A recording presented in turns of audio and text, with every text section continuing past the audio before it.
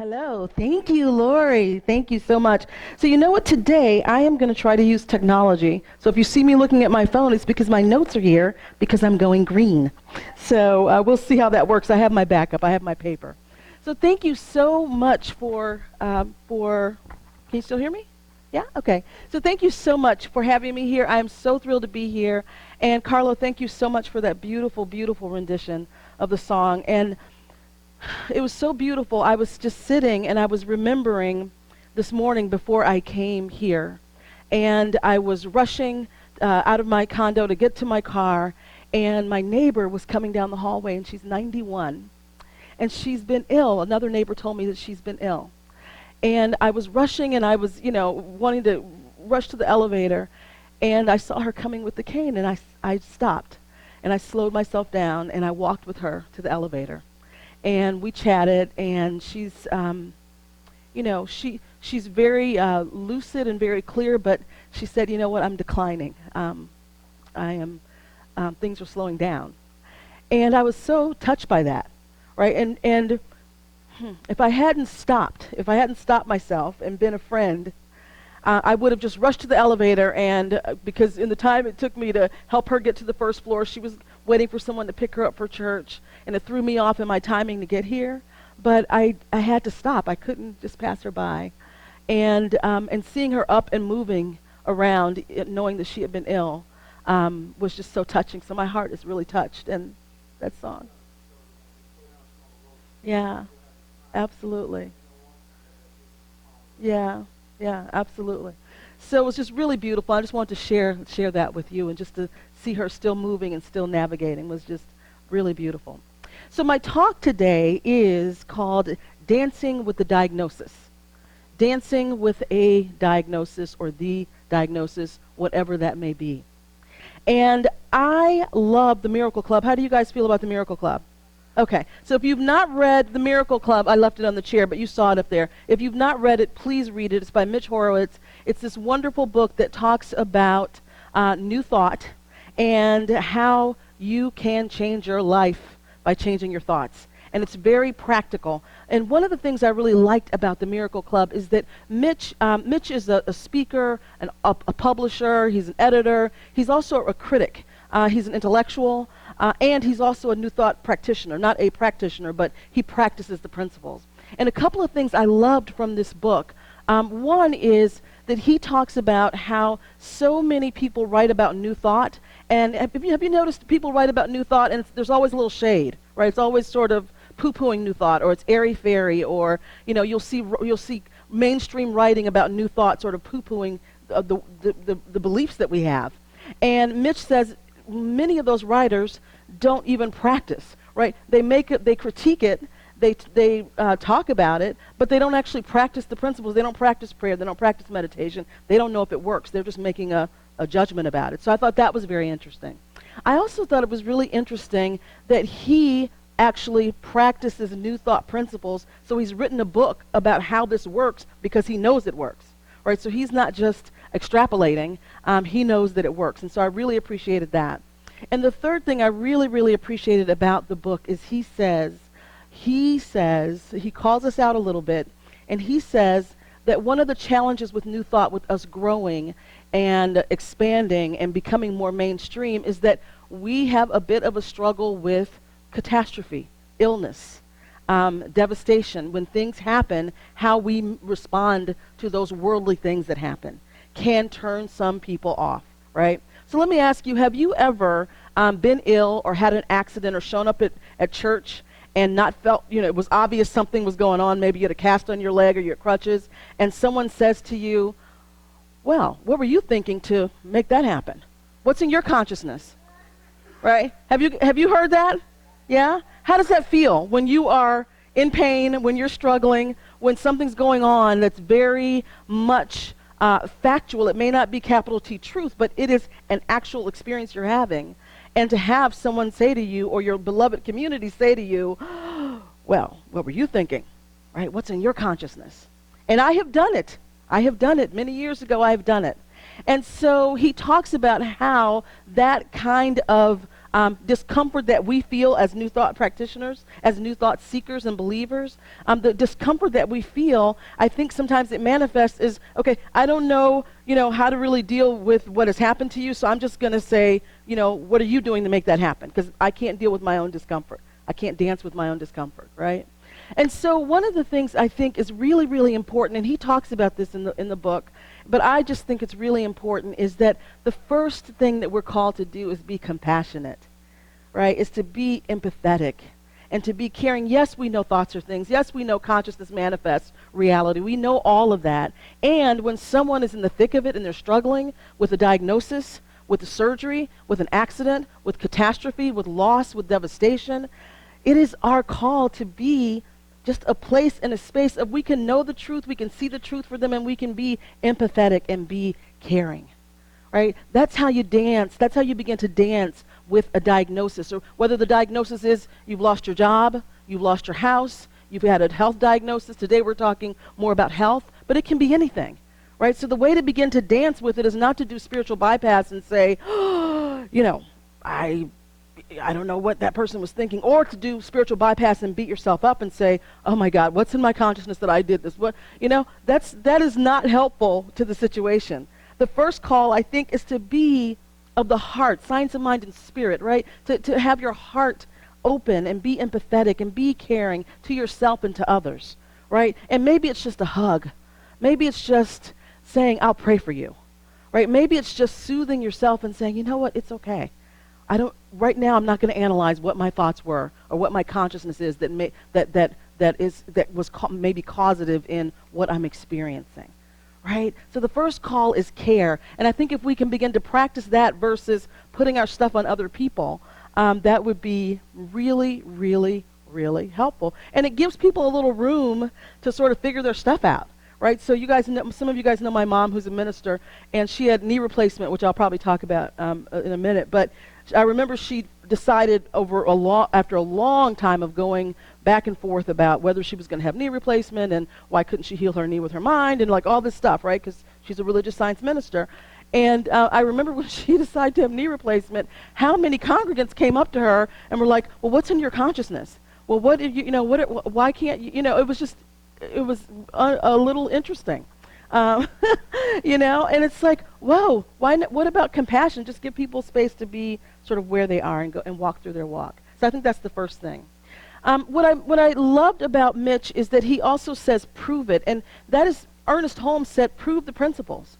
Prove that they work, right? Work them and test them, put them to the test and see if they actually work. And so I think the way to dance with any diagnosis is you've got to prove the principles. So I have a handy little, I did not get this to Joel by Friday, but I have, because I was in school, but I have a handy little acronym that I want to walk through as a way for us to dance with any diagnosis. And it's PROVE, P-R-O-V-E. And so when you think about getting some kind of diagnosis, the first thing that happens is what? Fear, panic, right? Some kind of fear starts to, for most of us, right, starts to bubble up, yeah? And so when you get that diagnosis, the first step is go to prayer. P, prayer, right, is go to prayer. Spiritual mind treatment. I love our form of prayer. I think Mitch calls it positive prayer. Right? It's affirmative. It's saying that there is only one power that exists. That power made everything. That power is everywhere, and that power is in me. Right? And there's 3 other steps after that, but those are the first 2. Right? God is all there is. That is the only power, the only presence, the only activity. It created me, and it is in me. That power, I have access to that. Right? And so that's our starting point for prayer. And that is the first step to get yourself aligned with what is true, right? Not the fact. The fact is you have a diagnosis. The fact is it looks like cancer. The fact is it looks like whatever it is, right? Those are the facts. And we pay attention to facts, and we take the appropriate steps, right? And I also love Mitch says, throw the kitchen sink at it, right? So yes, we believe in God works. If God is all there is, God works through doctors. God works through pharmaceuticals. God works through alternative healing. God works through prayer. God works through it all. right? But only by going to prayer can you get really aligned and get a sense of what is the right next step for you, right? Is the alternative path the way? Can you do this from just a spiritual mind treatment and mind healing? Is that possible? It is possible. But you got to be in prayer, you got to be in spirit to really understand what the right next step is for you, divine right action, right? So prayer is the first thing. The second thing, so P-R-O-V-E, R is for remember, right? And literally remember, right? And what I mean by that is those first two steps of treatment again. Remember who you are. Remember who you are. You are not the diagnosis. You are not the tumor. You are not your bank account. You are not the relationship. You are not the accident. You are not what happened to your body after blah, blah, blah. That is not who you are. Right? Who you are is a divine and unique emanation of spirit of the Most High. That is who you are. That is who you are. You are God incarnate. That is who we all are. That's who we are. Right? And so it's just about remembering that, putting that back together, because the diagnosis makes us separate. Right? The diagnosis separates us from the truth, from the capital T truth. The diagnosis brings us into fear where we're going, oh my God, right? Where we're now in fear and we're swimming in that land of separateness, right? And that's the dance we're doing, and we're thrashing and we're thrashing and we're thrashing, right? And that act of remembering, putting yourself back together, putting yourself back into alignment, right? That you got to do that in order to have any kind of transformative, sustainable healing. Remember who you are. You are God in the flesh. And whose you are. You are made by the Creator that hung the sun in the sky, right? That made everything that we see, that works so perfectly together. That's who we are. So that's the second step.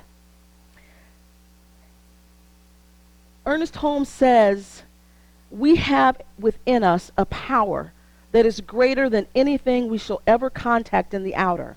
A power that can overcome every obstacle in our life and set us safe, satisfied, and at peace, healed and prosperous in a new light and a new life. We have access to that. We have access to that. So that's what remembering is all about, putting yourself back into alignment with the all that is. Is this making sense, guys? You with me? Yeah? So the O in prove this dance that we're doing is about being open at the top. You've heard that about our teaching, right? Open at the top. Yeah?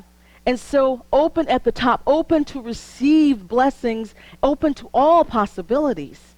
So many times we get a diagnosis and that fear makes us all of a sudden to get tunnel vision, right? Like all of a sudden, there's only one way that this is going to happen. There's only one way that this is the way I'm going to do it. I'm going to do this through spiritual mind treatment. So I'll share the story about my mom, which hopefully she's okay with that. So when she was going to have, she had knee replacement surgery maybe like 7 years ago or so. And she had injured her knee like, I don't know, a long time ago, 15 years ago. She had injured her knee. I think it started as a torn meniscus, and then something else happened, and some other thing happened, and throughout it all, she was in pain for years and years, and then arthritis set in. And she kept saying, you know what, I'm just going to do treatment, I'm not going to do surgery. And then at one point she signed up, she decided to do surgery, and then she canceled it like the day before or something. And she kept using spiritual means and doing alternative things to heal her knee, because this is our belief that this is possible, and it is. And finally, she got to a point of just being open and surrendering, like, God, this is your knee. What do I need to do? What am I missing here? Right? This is your life. This is your container to inhabit. And it came through very clearly to her, surgery was the way to go. And the second she decided to do surgery, she had this incredible doctor. At that point, we lived in Santa Cruz, California. And I thought she was going to go to Stanford, but she found this doctor in Santa Cruz. And this doctor was just on the verge of retirement, but he was one of the few surgeons in the United States who did this procedure where they take like a cast of your joint, and they send it like to Sweden or to somewhere where they make they make the replacement exactly in the from the cast of your own joint. They send it back, and then I think I don't know if it was robotic surgery, but it was minimally invasive for them to put that replacement in. But it was the exact shape of her knee. Very few surgeons in the country do this surgery. And her surgeon was just the nicest guy. He was also a gentleman farmer, like he had a farm, and he had his grandkids, and he was going to retire. But he did this like cutting-edge surgery, and this was my mom's doctor in Santa Cruz, okay? And I don't know if you've been to Santa Cruz, but it's like this crunchy little beach town, you know? And so she had the surgery, and before I was there with her, and before, as we were planning for her to go in, I said, okay, we're going to need to get, because the house that she lived in had 20-foot ceilings, and there was her bedroom was upstairs, so it was like 18 steps up to her bedroom. So I said, well, let's get a hospital bed. We'll put it in the living room, and we'll keep it there, and then we'll, And she's like, no, I'm not going to get a hospital bed. And I'm like, no, let's get a hospital bed. And the thing I didn't say is that we also have a mastermind group where we pray with each other, very much like the Miracle Club that we've had for 10 years. So everybody's been praying for her and everything, and we happened to be in a mastermind meeting, and I was like, I think we should get a bed. And she's like, I'm not getting a bed. I'm going to get in my bed. So I was like, okay, whatever. I'll just deal with it. I'll get the bed when she gets here and realizes she can't get upstairs. Okay. My mom, Reverend Rasheryl McCreary, if you guys know her, she has this surgery, and one of her friends, the night after the surgery, one of her friends comes to the hospital. They're like giggling and eating chocolate pudding and laughing and doing all this stuff like two teenagers all night. I'm like, what is wrong with you guys?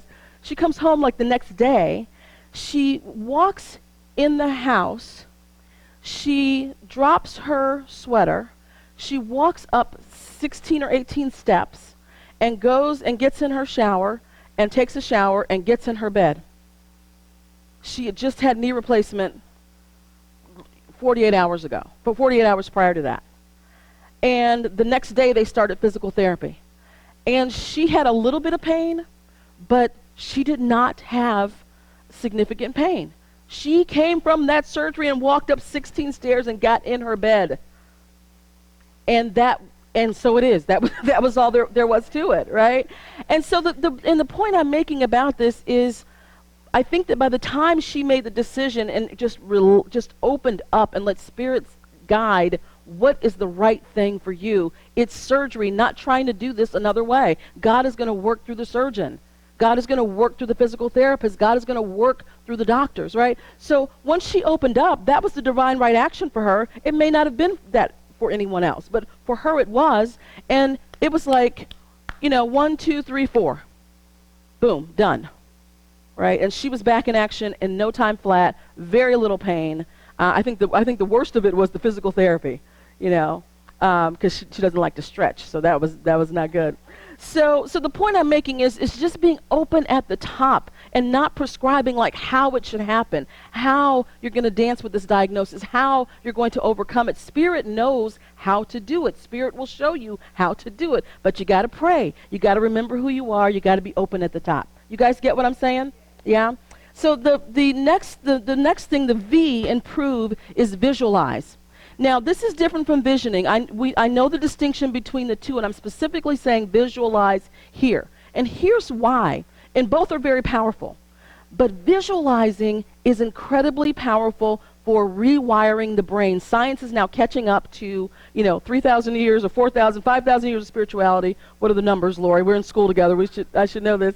But science is now actually proving what the sages have always known, right? That when you hold an image in your mind repeatedly, you literally are rewiring the brain. You're creating new neural pathways, right? So you're rewiring your brain, and you do it through visualization. This is why astronauts use it. This is why athletes use it, right? And they call it imagery. Maybe they call it visualization now, but back in the day, that was too woo-woo, so it was called like guided imagery, right? But this is why high-performing athletes, high-performing astronauts and other folks use visualization, because it literally rewires your brain, because the brain does not know whether you're imagining something or it's really happening, right? So if you keep holding an image that in your mind, right? So maybe it's an image of you just being radiantly healthy, right? Or whatever it is, just holding that image of you just walking powerfully with health and radiantly, and just holding that.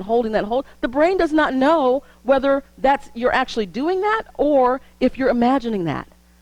And you literally rewire the brain. Science says it takes 10 minutes a day of visualization. Over 6 weeks, you begin to permanently rewire your brain around whatever it is, right? And so what we know is that you shift consciousness, right? What you're doing is shifting consciousness so that you can manifest that which you're holding in your sight. Right? So visualizing is incredibly important, and it may be that you're visualizing, I mean, I've heard and known cases of people actually visualizing, dissolving tumors or blowing up tumors, right? Or shrinking tumors, and it happening, right? I've known cases of people, maybe not being that specific, but visualizing themselves in perfect health and doing things that they would do in perfect health, right? And that comes to pass. And it may come to pass by spontaneous remission, as Mitch talks about. It may come to pass by spontaneous healing. It may come to pass working with a doctor. It may be all of the above. But visualizing health is going to help you get there. Visualizing wholeness is going to help you get there. And it also gives you a sense of agency, right? Because sometimes what happens when you get a diagnosis is that you feel like you don't have dominion over yourself, right? You feel like this thing has taken over, and how do I deal with this intruder? How do I deal with this, right? Versus you having agency and dominion to actually make change happen, to actually see how you want it to be, and to call it into being, right? So visualizing is incredibly important. And then the last part of this dance of proving the principles is expectancy. Expectancy. Now, I am a big Neville Goddard fan. Anybody know Neville Goddard's work? I love Neville Goddard. And so if you don't know who he is, look him up. He's an old school religious science leader, practitioner, and teacher. And his work is revolutionary. And one of the things about Neville, and you don't really hear that much about him, but books, things like The Secret, that kind of thing, a lot of that is from Neville Goddard and others, Wallace Wattles and some other people. But Neville Goddard is amazing. And one of the things he teaches is that you have to expect the outcome, right? You have to expect the desired outcome. If you don't expect the desired outcome, it doesn't work. Right? So you have to expect the desired outcome and be in a state of expectancy, right? That is called faith, right? Faith. What is it? Something about things unseen, right? The belief in things that are unseen, right? Having that expectancy.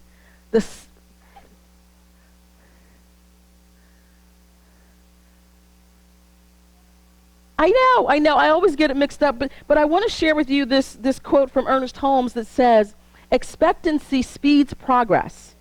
Therefore, live in a continual state of expectancy. No matter how much good you are experiencing today, expect greater good tomorrow. Expect to meet new friends. Expect to meet new and wonderful experiences. Try the magic of expectancy, and you will soon discover a dramatic side to your work, which gives full vent to constructive feelings." So he's talking about practitioners. But the point is, expectancy speeds results, right? Expect the healing. So you don't want to do all this work and you're visualizing and doing all this stuff and you really are not expecting anything to change, because nothing will change, right? So expectancy speeds the manifestation of the healing. It speeds the revelation of wholeness, right? That for it to happen in your life, right? Walking in that state of expectancy. So proving these principles is what we are all about. You know, it's so funny. As a practitioner, many years ago, I remember that this is mainly at Agape and other places, but I remember being with other practitioners talking about demonstrations our clients had, right? Talking about healings that people had. I mean, literally seeing people have healings in their life, in their physical health, in their relationships, in their careers. I mean, all kinds of healing and restoration. I've seen it happen. And it's so interesting. My work now is in the corporate world a lot, and I do some practitioner work, but I'm not around practitioners all the time. And I ran into a practitioner, sort of old school practitioner, and he was talking about having clients who had healed from cancer or different demonstrations. And I thought, oh yeah, like that was a big part of the work of practitioners, was that you cataloged your demonstrations. I mean, Ernest Holmes, I think in the textbook, there used to be, or some book, there used to be like a catalog of demonstrations that practitioners actually had with their clients, right? So this is what we come from, right? New Thought was founded in people who were exploring the connection between mind and body and healing themselves. Phineas Quimby, the father of New Thought, was someone who healed himself from being a sickly child and studying mesmerism or like hypnotism and some other things. But he found how to heal himself through his mind, and then he taught other teachers, Mary Baker Eddy, all the big names of New Thought, he taught them how to do that, right? And so New Thought is rooted in people who were, you know, as Mitch says in the book, who were living at a time when medical science was not fun to be experiencing. And they were finding ways to heal themselves of whatever conditions they had, right? So this is what we come from. So this is not foreign, this idea of dancing with a diagnosis. This is not foreign, this idea of proving that these principles work. But the only way that you can transcend the diagnosis, the only way that you can dance in complete and radiant health, is you've got to prove the principles. You've got to do the work. Thank you so much.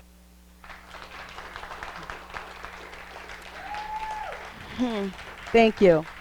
So let's just turn within now and let's just settle down and take a nice deep breath. And just breathing all the way down into the belly, all the way down to the hips, and just let everything just drop, let it go. Take a nice deep breath and let it go. And as we breathe, we just remember. We just come back into the knowingness that there is only one power. There is only one presence. There is only one activity. There is only one life. And that life is God. That life is good. That life is for us and never against us. That life is the source of our being. That life animates our body temples. That life is everywhere present, everywhere powerful, everywhere possible. And I know as I speak this word, I am one with that life, one with that power, one with that presence. I am one with the all that is. This is what is true. And so I speak a word of blessing now for this congregation, for each and every individual here, knowing that whatever the diagnosis, whatever the fact, whatever the reality you're experiencing, that God is greater than all of that. That God is bigger than all of it. That God is more powerful than all of it. And so I just speak a word of healing for each and every individual, each person, knowing the divine health, radiant health, that the health and the vitality of the body temple is complete, that the life of God courses through your veins, that the love of God moves through and beats your heart, and every system, organ, action, function, every molecule of the body temple of each person here is healed and whole and complete and blessed. This is what I know. And I speak this word for anyone, anywhere who is dealing with a diagnosis, who is dancing with a diagnosis, knowing the absolute truth that God is in the midst of all of it. And I know if the diagnosis is anything else, whether it's relationships or whether it's finances or whether it's career or whatever it is, that God is in the mix and that God is in the midst of it all. And so we just dance in supreme confidence, knowing that we are supported, we are guided, we are directed, and we are healed and lifted up into a new life. This is what I know. This is the word that I speak. This is the truth that is true. And I give thanks for this word. I give thanks for this opportunity to serve. I give thanks for the Spirit of God that moves through each of us and moves through me now. I give thanks, and I release this word, knowing it is done. And we just simply say, and so it is.